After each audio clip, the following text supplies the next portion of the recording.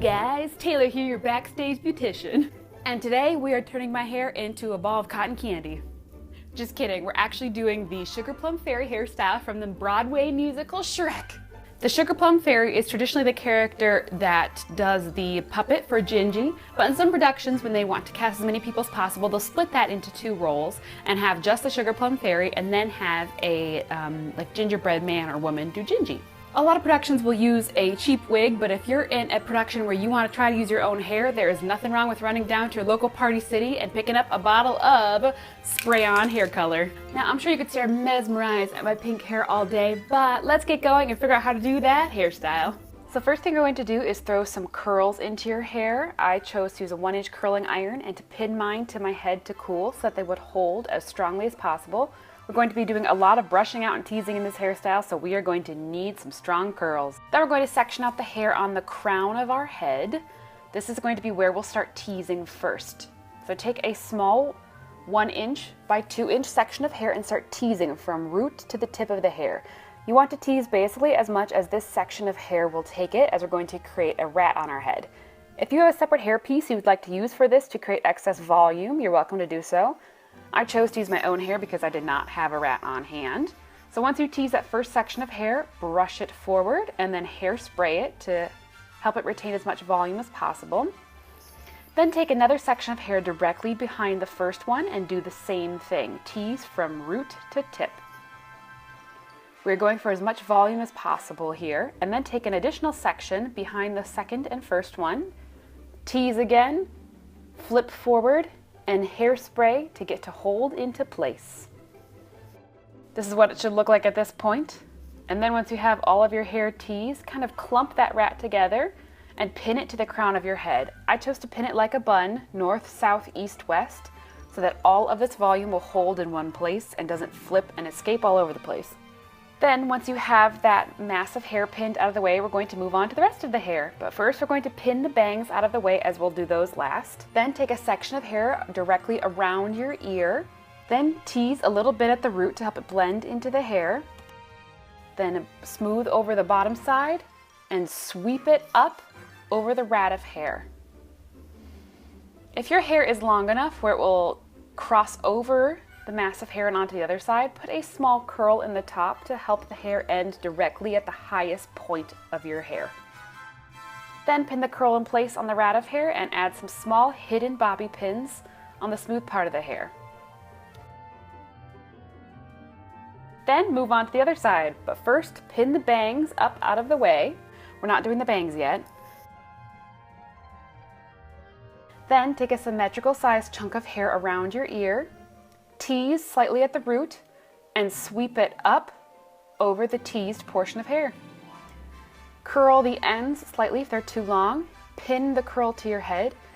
Then we're going to move on to the back of the hair. I like to take my comb at the nape of my neck and brush upwards to gather a section of hair, but you can see I have some shorter layers that we're trying to escape, like so. And so what I chose to do was to split the skirt of the hair into two sections, an upper section and a lower section.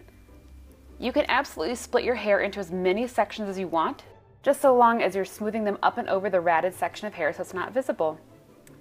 Then I went on to the other side and found I needed to have an upper and lower section on this side as well, which I did. So I tease slightly at the root, brush it up and over the hair, curl the ends if they're too long, and then pin the curl into place. Then we move on to the bottom section of hair. Now you don't necessarily need to tease here, as we're going for volume on the top of the head rather than to the sides, but I chose to do a tiny bit of teasing to help encourage my shorter layers to stay in the same section and not fly away. Then pin the rest of the hair up with a few little curls. And then we'll move on to the bangs. Now I chose to part my hair where it normally would, because if I tried to do just one smooth bump over, we would have a gap where my part is. But you're welcome to do a partless front bump and just pin it up over the ratted hair. But here I'm doing one small side section and pinning it into place. We're going for as much top volume and as little side volume as possible. Then moving on to my bangs, I found I had to split them into two sections. So I took one section and teased slightly to make sure I was getting an equal amount of front volume. Smooth over the top, and pinned it into place. Then I did the same thing with my bangs to make it look like one smooth, cohesive section. Now at this point you might be finding you have a few flyaways escaping from all the excess teasing. So take a fine tooth comb, hairspray a small amount, and then run the comb over the section to encourage flyaways to lay flat. Then give your whole head a douse of hairspray. This is what the hairstyle should look like at this point. All right, I've got our hairstyle put in. Now it's time for the fun part, the hair color. I got mine in pastel pink. You could go for, they had a pastel blue to get that cotton candy look. You could go for pretty much any color under the sun. So now we're gonna go outside, which is a well-ventilated area, to spray this all over my head. All right, got my mirror, got my hair color. I'm wearing a pink sweater, so hopefully you don't get anything on it. I have no explanation for what happened here. I really honestly thought I was spraying the back of my head, but now at least I know how to get fake hair color out of clothes. Woo!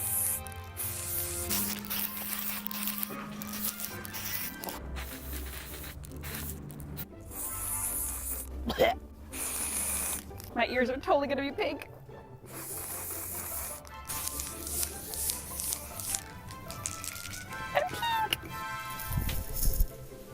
Oh my gosh. Oh, I can't even. This is a lot. So as you can see by using the hairspray colorant, it doesn't get quite a perfect job done. Like behind my ears are still a little dark. Like the color doesn't quite get everywhere. I think with more practice, I'd be able to get better at going around the perimeter of my face, but I think it turned out pretty well. Now, if you want to go really above and beyond, you can create several hair pieces out of candy, like lollipops, gumdrops, jawbreakers, and put them in all around this hairstyle to get that really Sugar Plum Fairy candy look. It's gonna be a lot more Candyland Sugar Plum Fairy. I got this bottle of hair color at Party City for $3.99, so pretty darn cheap. And I think I finally achieved transforming my hair into cotton candy. That's all I have for you guys today. If you enjoyed today's hair transformation, maybe consider pressing the subscribe button down below so you can always be sure to catch the next time I try using a cheap bottle of hair color. Thank you guys so much for watching, and as always, break a leg on your production of SHREK.